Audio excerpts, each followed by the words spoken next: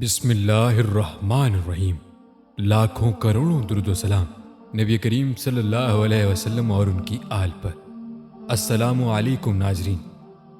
صحابہ کرام رضی اللہ عنہ سے منقول بعض آثار میں بتلایا گیا ہے کہ جہنم میں جب جہنمیوں کی کھال آگ سے بالکل جل جائے گی تو اللہ تعالیٰ دوسری کھال میں تبدیل کر دے گا، اور کھالوں کی یہ تبدیلی دن میں 20 بلکہ سینکڑوں مرتبہ عمل میں آئے گی۔